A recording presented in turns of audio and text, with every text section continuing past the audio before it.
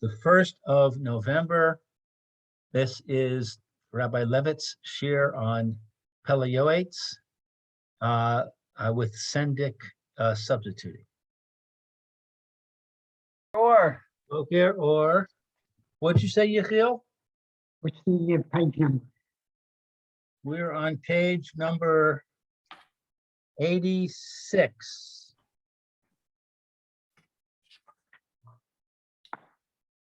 Good to see everyone today. Same here. Well, is Well, today your welcome, Rabbi last Yechiel. day? It's good. Once again, Is today your last day or tomorrow? as far as I know, today's my last day, unless Rabbi Furman tells me otherwise. But I spoke to him this morning, and as of now, today's my last day stepping in. Okay, I'll give Rabbi Levitt a call and make sure I can confirm that. Okay. If there's any trouble, I'll give you a call. Okay, sounds good. Yesterday we spoke about blessing our fellow Jew. All right, let's just wait a moment until everyone's here. I think we're all here. Okay, wonderful. I like your background, Mayor. yeah, I found it. The Zoom doesn't have as many backgrounds as the other the Google Meet, but very nice. Very good. I think there's a way you can import your own backgrounds if you want, but I'm not sure how to do it. Well, All right. it took me a while to get this on my computer today. I was using my phone for the first session, so we'll take it inch by inch, sort of say. I know my brother took a picture of his apartment. Oh. He made that his background. Very nice. Wow. Okay, I think we're ready to go.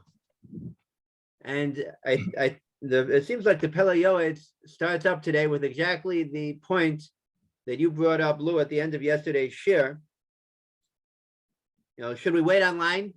Should we wait online by the Gedolei Hador to receive blessings?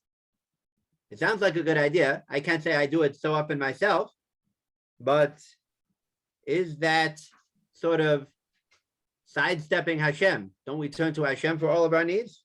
What does it mean to seek out a blessing or to give a blessing? I think that's exactly what he's going to cover, in the coming paragraph. All right, who wants to pick up this morning? I'll kick off. Since Okay. it's answering my question. I'll Go for it, Lou. When he greets his friend with peace, he should intend that he means to say, "May peace be unto you." Respondent should answer, "May peace, blessing, and goodness be unto you." Likewise, when he wishes someone Shabbat Shalom, he should intend that he means to say, "In the merit of Shabbat, may peace be unto you." Respondent should answer, "In the merit of Shabbat, may peace be unto you, and may you be blessed." A person should also make an effort to receive the blessings of poor and destitute people. God listens to the needy. Be on guard and protect your life very much, not to cause a curse upon oneself from Torah scholars for the poor and indigent. Their bite is like the bite of the fox, and their sting is like the sting of the scorpion. God will fight their conflict and will steal the life of those who steal from them. Torah scholars, poor people, and every person should carefully guard their mouth, not to curse any man, and that no person should be punished because of them.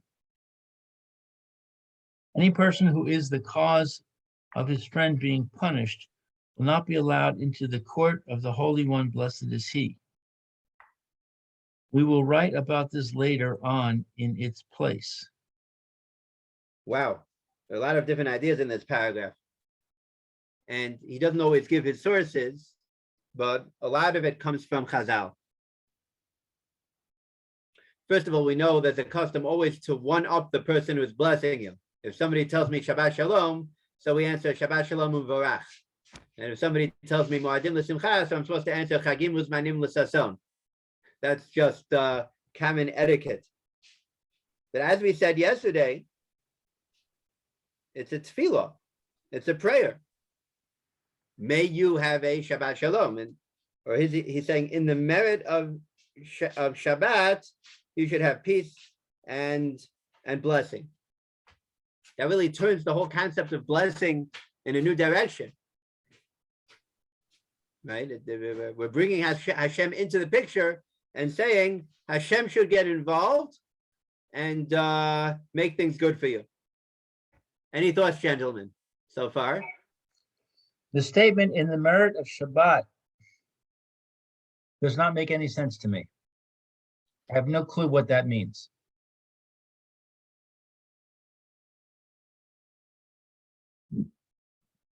Perhaps it means in the merit of observing the Shabbat. We know that Shabbat is naturally a day of bracha. Vayevorech Elokim es yom hashmi'i vayikadesh oto. Right? The Shabbos is a day that carries with it bracha.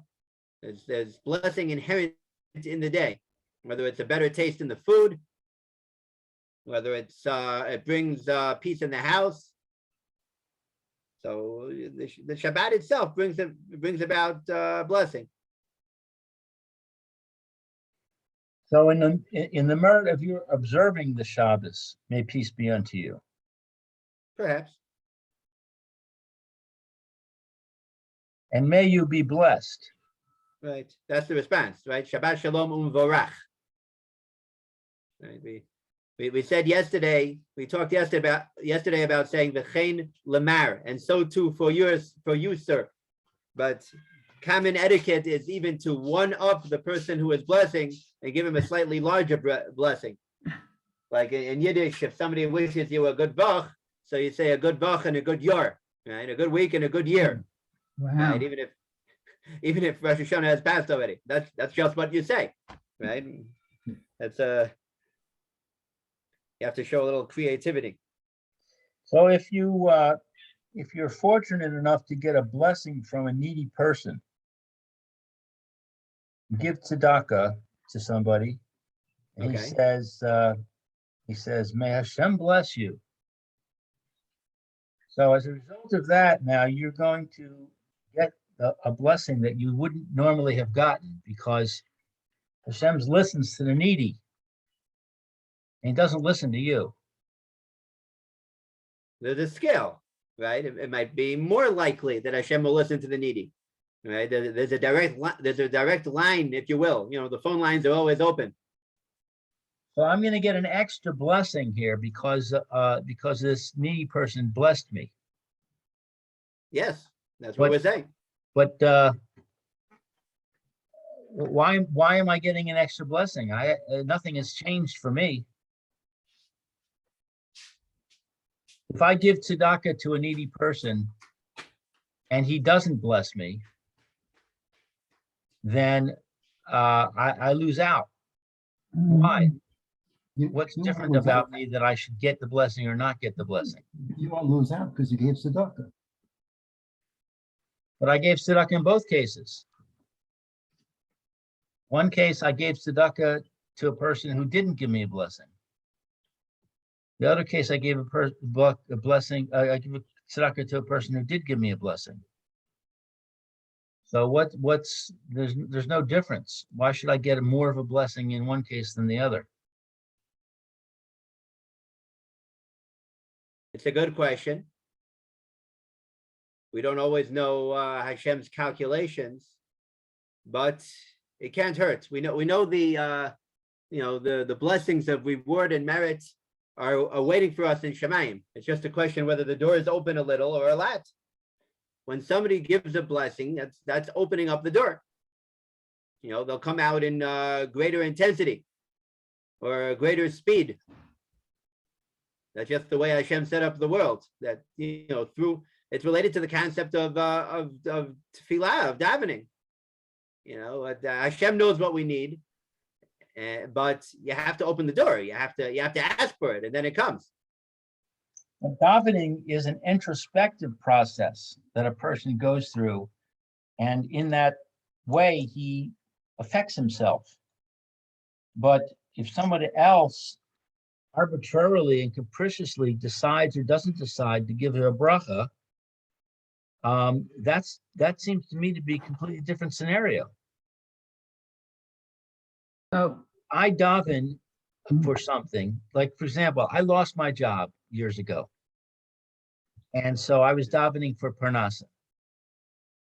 And in the course of many days davening for parnasa, I realized that this was not really what I wanted. I stopped davening for parnasa. I started davening that I should learn more Torah. So that was an introspective process that had a significant effect upon me and my life and my worldview. But if I give tzedakah to a poor person and he does or doesn't decide to bless me, it doesn't have any effect on me. It's not an introspective process. It's a valid question. Gentlemen, what do you think?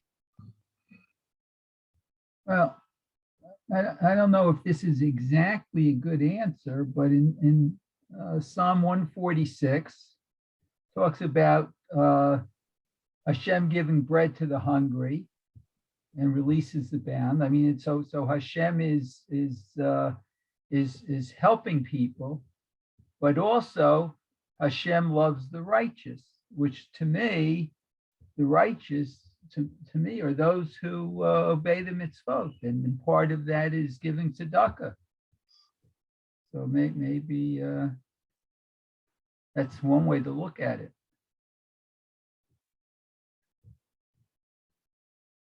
He encourages us to, to help the widow, the orphan, the poor.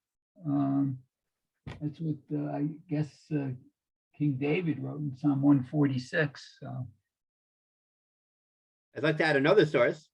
Thank you, Mayor. I'd like to add another source in the Haftarah for Yom Kippur, which is, I think it's chapter 50 something in Yeshaya. I don't remember the exact chapter. He talks about the difference between a person who opens his wallet to a poor man and a person who opens his heart to a poor man, right? Who gives a smile, right? Let me see if I can bring it up and share it. One moment, please.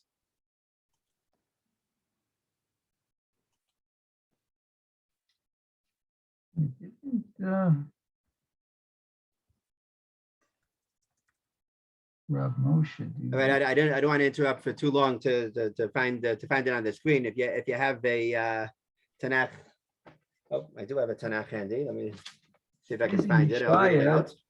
Chapter 57, I think. Okay, thank you. But where in it? There's a Gemara about it. I don't remember where the Gemara is.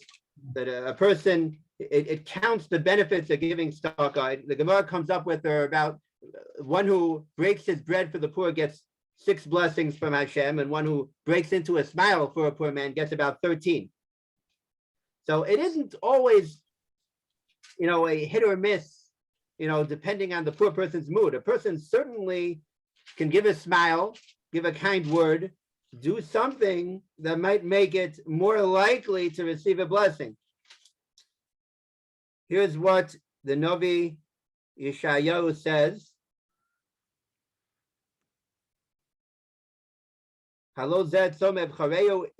This will be a fast day that I find favor in. This is chapter 58, verse 7 in Isaiah. Would you not break bread for the poor? And bring the poor men into your home, to clothe the naked, and don't forget about your relatives. Then plenty of blessings. Your light will break like the dawn. Your healing will speedily flourish. The righteousness will walk before you. You'll cry out and God will answer you. But then Yeshayahu continues. This is verse 10 now. give to the poor man your soul, meaning empathize with him, identify with him, not just give a quarter and keep on walking. You know, a kind word, a smile. The nefesh ta'anot asbia, and the oppressed soul satiate, not just his wallet, but his ego, his mood. Then v'zarach b'choshech orecha, your light will shine in the darkness. V'apelos katzarayim, v'nochacha Hashem tamid, God will always lead you. V'hisbia b'tzachzachos nafshecha, and satiate you even in the dry seasons. V'asmosecha yachlitz, your bones will be healthy, like a watered garden, and you'll rebuild the cities laid waste. They'll go there, Peres. They will call you the mender of the breach. So the Gemara points out it's a longer list for the one who opens his soul than the one who opens his pocket. So I don't think it's random. I think that one who gives tzedakah with this extra level of a smile, of a kind word, is much more likely to receive his blessing. No guarantees, but there is something we can do. I give tzedakah to somebody, Thank you. and I try to do it with a smile, and I try to always say something like Hatzlacha Rabbah or Yom Tov or something like that. So I'm not thinking, oh boy, I hope he gives me a bracha, because Hashem's going to listen to him more than me. I'm not thinking that. Okay. I'm thinking this is making me a good person. I'm doing the right thing here. I think There's nothing wrong with that. That's called giving lishma. We don't always have to be focused on the reward. I think the idea that he says here is counterproductive. How so? Because he says a person should also make sure to also make an effort to receive blessings of the poor and destitute people, for God listens to their needy. That's not why. Person should. True, that's not why. But I think he's in I the should real. I should walk down the street and look and see which poor people are giving blessings when they get money, and I'll go give to those ones. That's not good. That's a bad thing for me to be doing. Let's be realistic. I think most people have the opposite problem, that we're insensitive to the needy and feel that they can be trampled on. And he's warning us to be very careful, lest we, disrespect them or dishonor them. Because the tendency is not to be concerned for the feelings of the needy and to bring about a situation when they might wish bad upon us. So we should be careful to go the other way and to treat them with respect, and then they'll even give a blessing.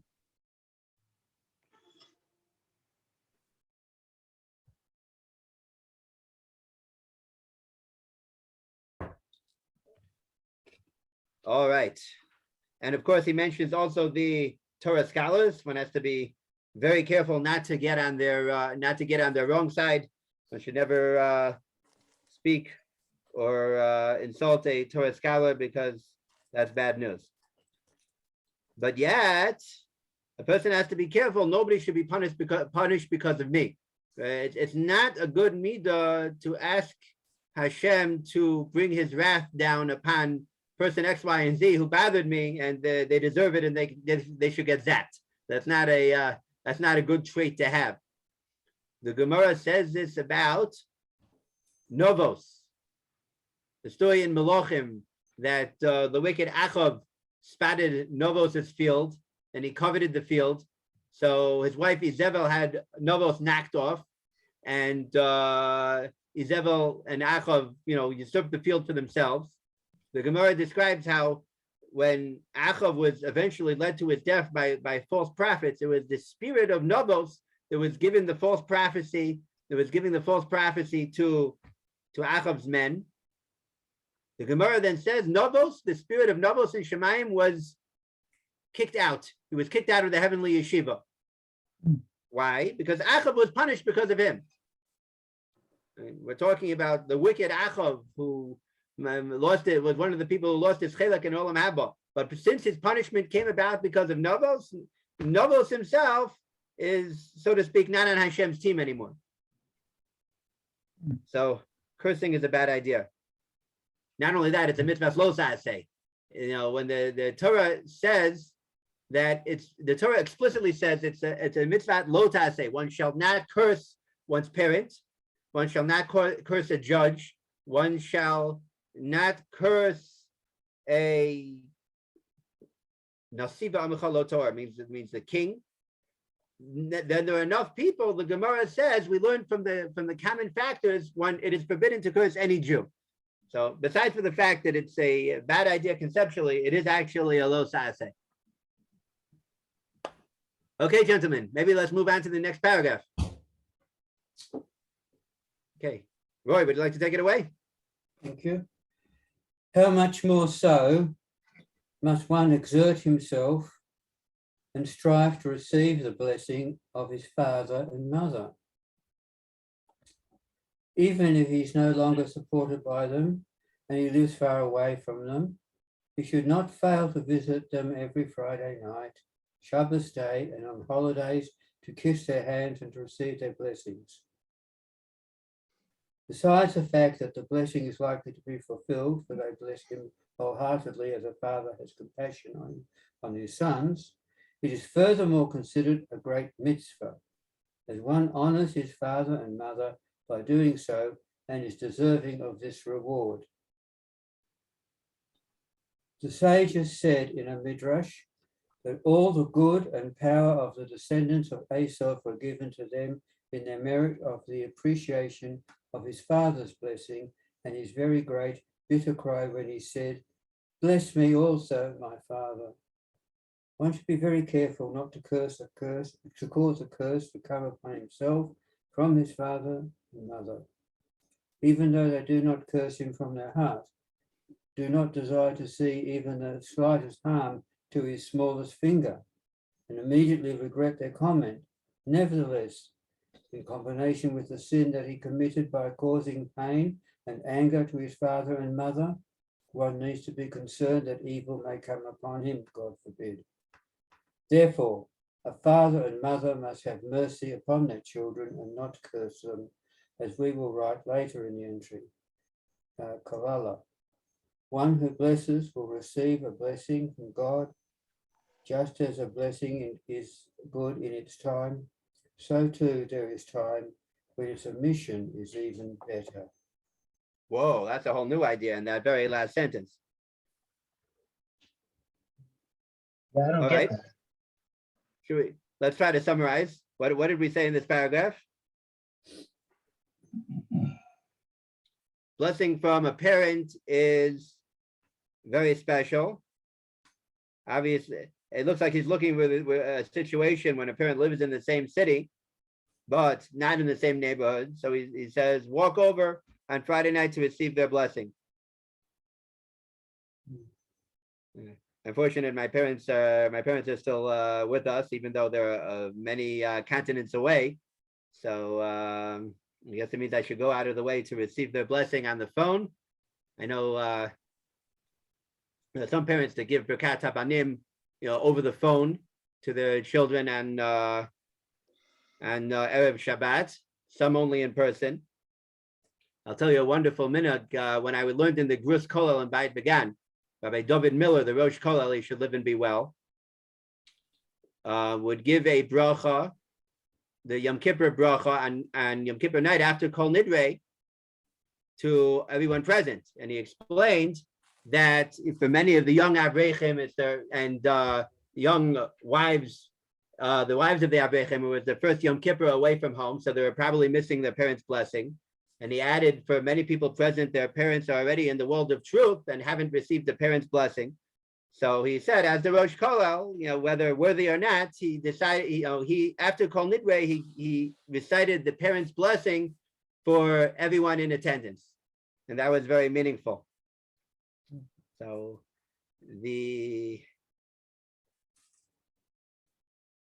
Why is the parent's blessing meaningful? Because, again, whether we're on the giving end or the receiving end of a parent's blessing, it's with the whole heart.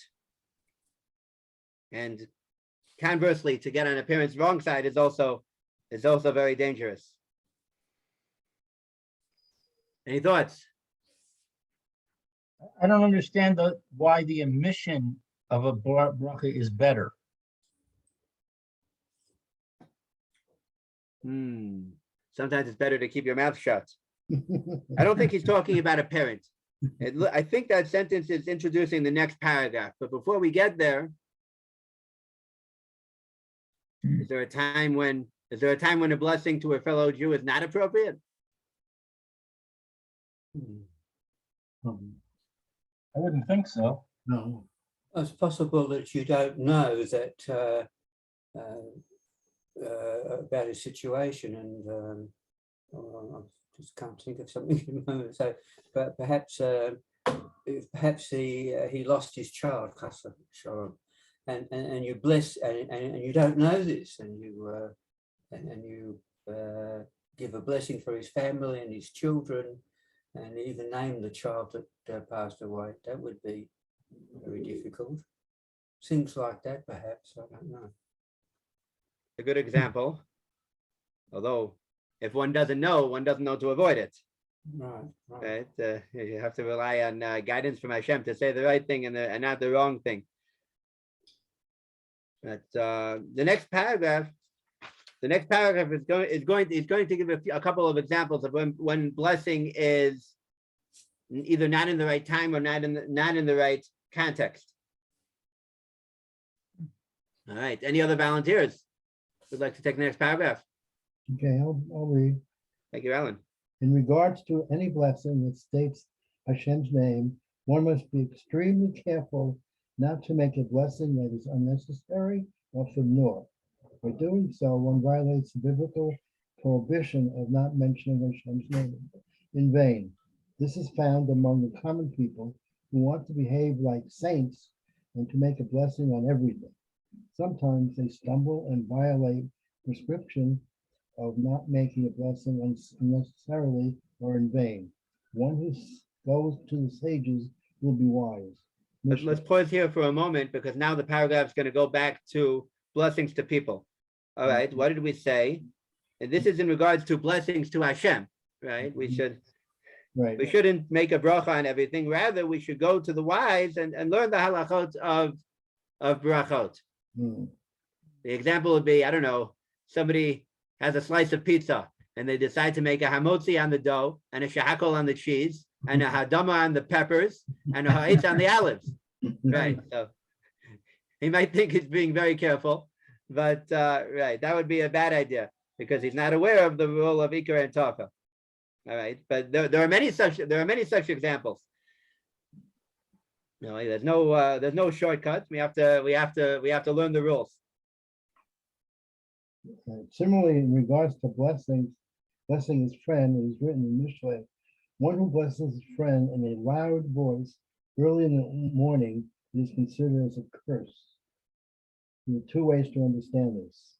The prohibition to greet his friend or bless him before morning prayers is considered as if he made his friend into a sacrilegious altar. In other words, Hashem comes first, not before the human. Right. He blesses his friend in the presence of others and thereby causes him anguish. These other people jump on him since they think that they are more deserving of his bestower's goodness. The friend does not assume so, and his heart disagrees with his known. The result is that he has caused his friend to endure much controversy and complaint. Therefore, every clever man must act with intelligence in any case in which there is concern and he may cause any damage to a friend whatsoever if it becomes publicized. The person of integrity will conceal the matter. What would be an example?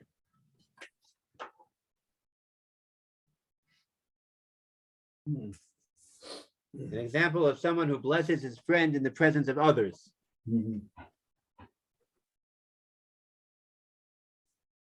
let's say the recipient of a chesed, the recipient of a tzedakah. Picture the scene in the yeshiva, Sunday morning, they're just back from an out Shabbos and the Bachrim are talking to each other. Guys, we went to the Goldbergs. That's a happening place. That Sholent, it was out of this world. I'm telling you, you gotta go, right? To the Gold, and then he meets Rabbi Gold. He meets the Goldbergs at Mincha, and he says, "Wow, Rabbi Gold!" In the earshot of all the other Bachrim, Rabbi Goldberg, that was an awesome Shabbos. That Friday night oneg. The Pitzuchim are out of this world. And next thing you know is Rabbi Goldberg has all the Bachrim in the yeshiva, lining up to come for Shabbos. He may not want that. Yeah. Right? Actually, it occurs to me too that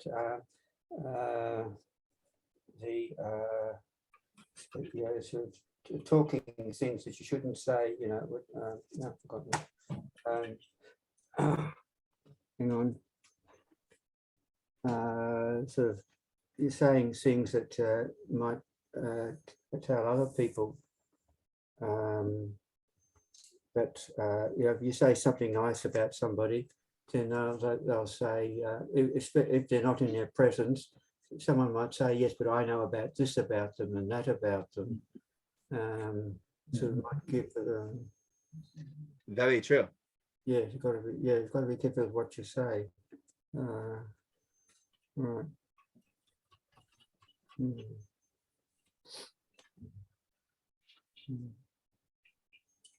Russian horror. People are complex, right? You have to know how other people around might react. Yeah. Right, another part of what I said is that you keep heaping praise on somebody, and someone else will say, but he did this, he did that. You have to be careful also in terms of praising people. That would certainly be another example.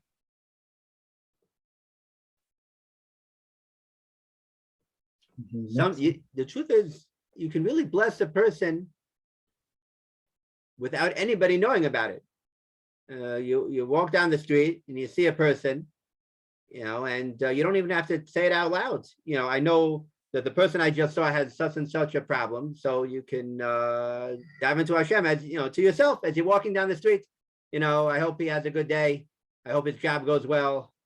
I hope his wife has a baby safely. Whatever it is that that he needs, you can bless people all day long without anybody knowing about it but Hashem.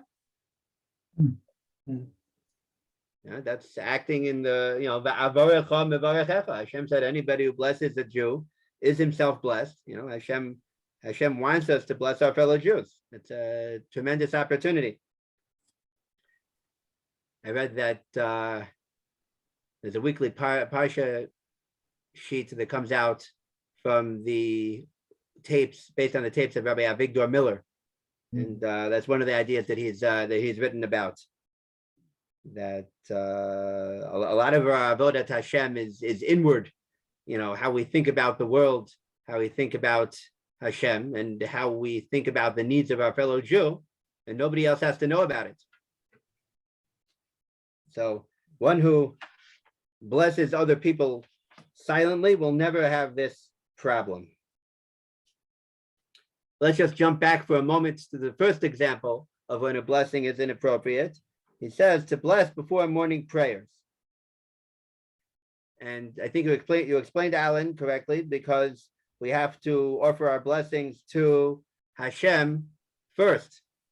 As we mentioned, every blessing is in fact a prayer. May Hashem give you a Shabbat Shalom. There is a minimum blessing that you're allowed to give, and that's what the Gemara calls Tzafra Demoi Tava, or in Hebrew, Boker Tov, good morning. That is a simple blessing, and it is appropriate to say even before davening. Darkei Shalom is important, and there are halachos about this. I don't remember all the details, but you don't go out of your way to greet somebody. But if you're passing by, it is appropriate to greet in the street before davening. Once you get to shul, so then you have to look up the halachos in the next section, which is speaking in the Beit HaKnesset. Any more thoughts regarding blessing?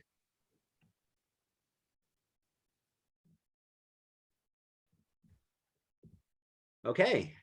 How about we begin the next session? Are we covering the book in order? We're going straight to the next session, Beit HaKnesset? In order, yes. Okay. Terrific.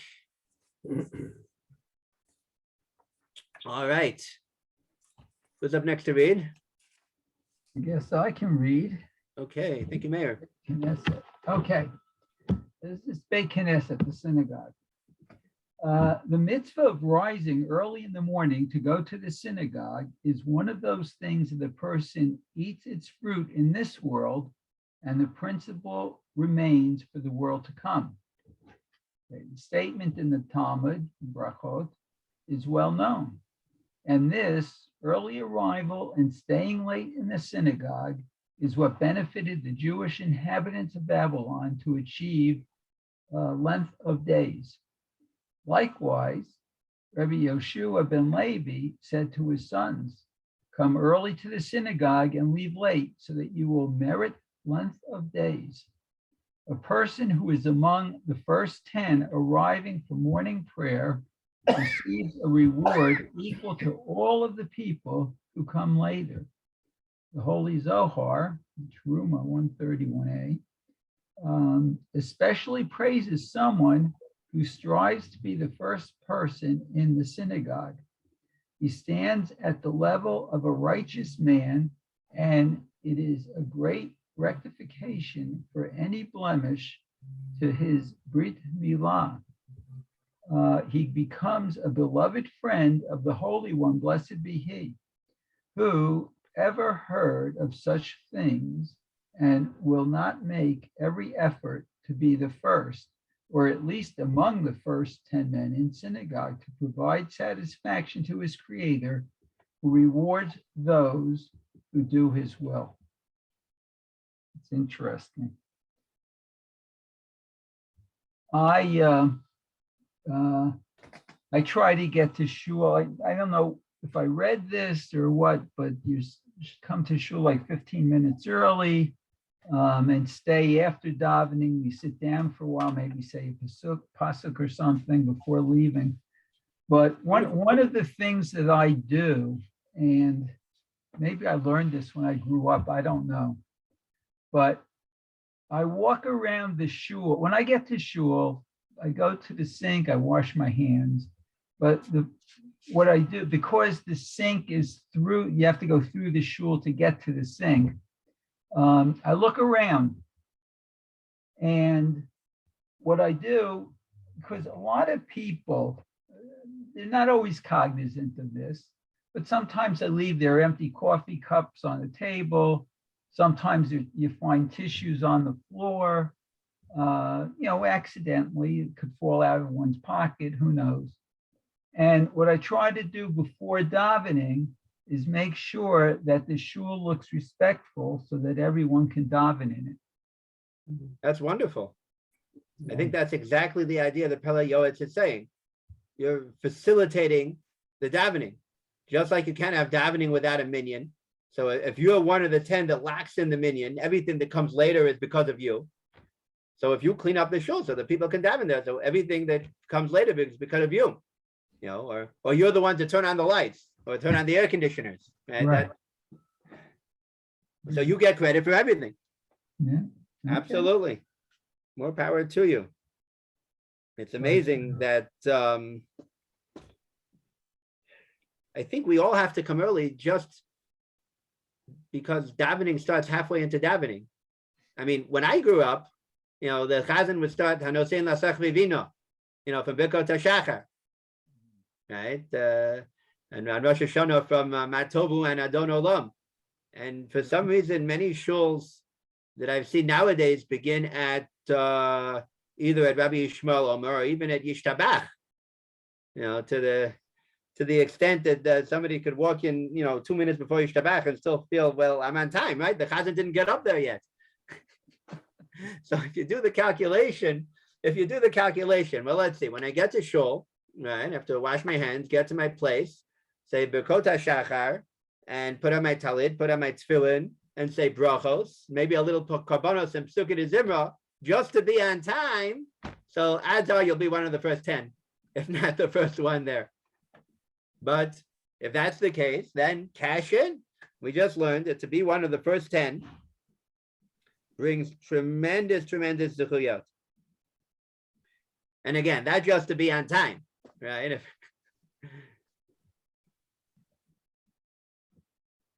I think I know of a shul.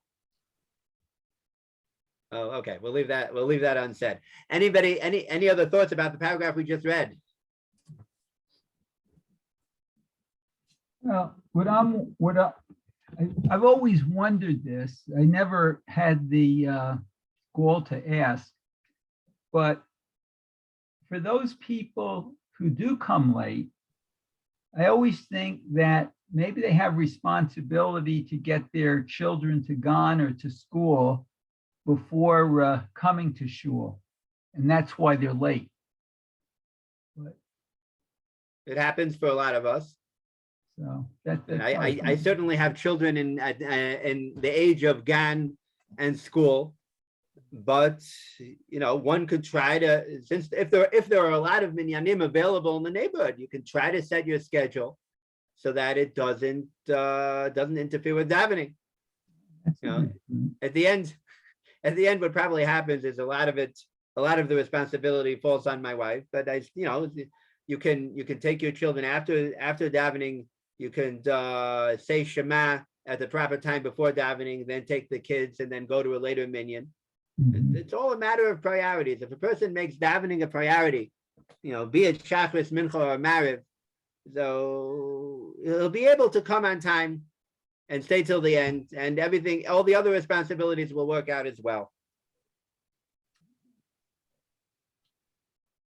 All right, what else did we say in this paragraph? The benefits in this world and the principle remains for the world to come. Why would that be? There are benefits in this world for coming on time to the davening. Well, isn't that sort of the payback for doing mitzvot? That we do It is. mitzvot in this world so that we're able to get into Olam Haba. And That's for all mitzvot. But in the case of Okay. this mitzvah, the fruits are even in this world. It could be because we're able to daven because we have our head in a state of having our head on straight. When you run in late, you're playing catch up, the entire davening, and it's a little bit difficult to pray with kavanah. And praying with kavanah is essential for attaining what we need. The quality of the day. That's just the thought. And I'm sure the Mefarshim in print will tell you. I haven't looked it up, but that's just a thought. We're more likely to achieve what we want with our davening if we come on time and pray properly.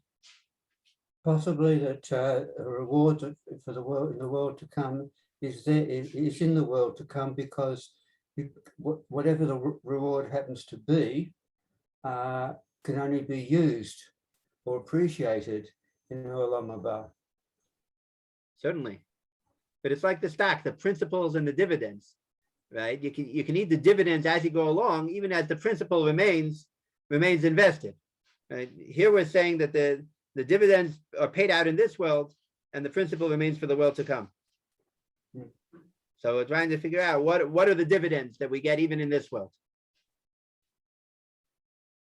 So the I don't know about the dividends, but in this world on Shabbat, we're supposed to get a taste of the world to come. And that should be a impetus for us to be in synagogue on time, and as I said before, do the mitzvot properly. Very good.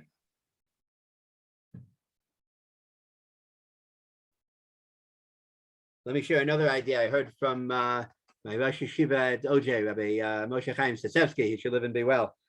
That why is it that in Bavel they had lengthy days? Because they came early and left late from shul. We know that Leman Yibu Yimechem Yimei V'nechem Alu Adama. Hashem promises us long days if we live in the land of Eretz Yisrael. So how can it be? I think the story was Rabbi Yochanan. They told him there are old men in Bavel And he couldn't believe it. By what merit do they live a long life? And they told him in Bavel, they come early to shul and they stay late. How does that answer the question? So we know in modern times, there's the concept of an embassy. You know, if America has an embassy in Yerushalayim, so then if you're in the embassy, they give you the benefits and privileges of American law. It's as if you're in America, you know, politically speaking. Whether it's really legally true or not, that's the courtesy that countries give each other. There's a concept of a foreign embassy. It's like you're in that country. So the Beit HaKnesset, the Mikdash Ma'at, is like the embassy of Eretz Yisrael. That's what the pasuk calls it in Yechezkel, a Mikdash Ma'at, a little Beis HaMikdash, wherever you are in the world. So when you're in the Beit HaKnesset, it's as if you are in Eretz Yisrael. And if you lag the hours in the embassy, in the Beit HaKnesset, so you get the benefit of L'man Yibu Yemechem V'Yimei V'Nechem Al Ha'adama Asher Nishba Hashem. It's still, it's all the more so if we're in a Beit Knesset, you know, a permanent Beit Knesset here in Eretz Yisrael. So we're able to cash in on this reward.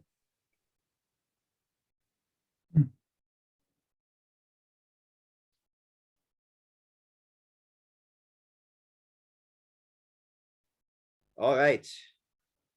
I guess let me begin the next paragraph. I guess it's my turn. Would anybody else like to? Did we all read? All right, let's begin. There are many people who come early to the synagogue and could be among the first 10 men, but choose to sit outside in the synagogue courtyard. That's assuming your synagogue has a courtyard, right? They sit outside in the courtyard and engage in idle conversation. They leave to others their potential reward and pay no attention or care that someone else enters before them. This is because they do not recognize the true value of this mitzvah. There are others who transform the synagogue courtyard into the synagogue of ignoramuses. They sit there on Shabbat and Yom Tov until the Chazan reaches Baruch She'amar, and only then enter into the sanctuary and catch up by skipping parts of the prayer, or they pray just by themselves without a quorum, without a minyan. Woe unto them, for they have brought evil upon their souls, and bad and bitter will be their abandoning of God. Oh my. It's very clear that in the synagogue of the Pele Yoetz, the Chazan didn't get up at Baruch She'amar, right? Eidodah Mizrach starts long before Baruch She'amar. Someone who has the ability to protest this should do so. A person who is God-fearing will not sit with them. It is known that they said about the Arizal that he was not among the first 10 to arrive at the synagogue. This was because there were people who came in before dawn, and the Arizal wanted to arrive at the synagogue wrapped in his talit and crowned with his tefillin. This could be done only after dawn. And what? Once again? I didn't get that last word. Only after dawn. Until dawn. now, we've been saying it's a great idea to be one of the 10 first people in the shul. But there are other circumstances that might take precedence. We know that we only put on talit and tefillin after dawn. The truth is, we try to put them on after Misha Yakir, the amount of light that one could recognize his friend at about 40 minutes away, at about 4 amot away, which is in the Luchot as they're printed in Eretz Yisrael, about 40 to 50 minutes before sunrise. So if there are people who come to shul even before dawn, so they're obviously coming without the talit and tefillin. And if you wait to put on the talit and tefillin at home before coming to shul, you won't be one of the first 10 people. You have to choose. The Arizal would choose to wait until Misha Yakir and put on talit and tefillin, and then come to shul with his talit and tefillin on, even though he was not one of the first 10 people. It could be the Arizal. The Arizal had a Talmidim along with him, so he was able to gather 10 of his disciples. They would walk to shul together, a prefab minyan, and then enter the shul together. So he was able to cover both. Right. This practice of going from one's house to the synagogue wrapped in a talit and donning tefillin is lavishly praised in the Holy Zohar. They announced before him, "Give honor to the appearance of the Holy King." All right, we'll have to look at the translation. I wonder if the Zohar says that the person is giving honor to Hashem, who is the Holy King.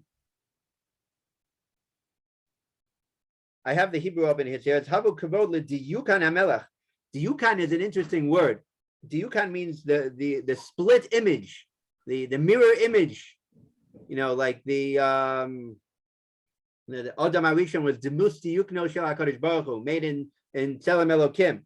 So when a person, maybe what it means is when a person enters the shul with his talit and tefillin, he is a Tzelem Elokim. He's in the image of Hashem.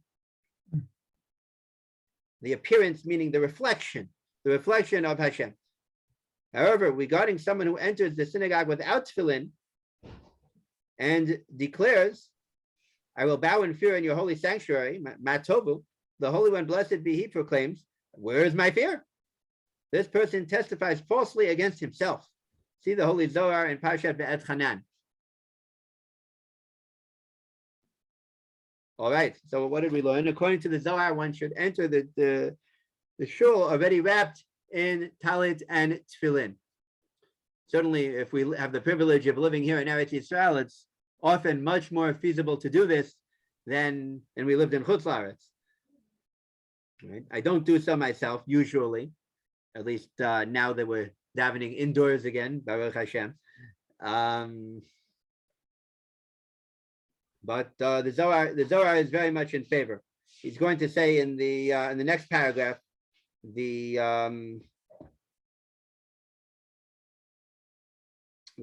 I'm assuming you'll get to tomorrow, that if there's a courtyard in the Beit HaKnesset, that would be a good place to put on talit and tefillin. If there's a lobby, if there's a hallway, then you get both advantages. You don't have to walk in the street with your talit and tefillin, in case the environment there is not right for talit and tefillin. And when you enter the sanctuary of the shul itself, you'll already be wearing them.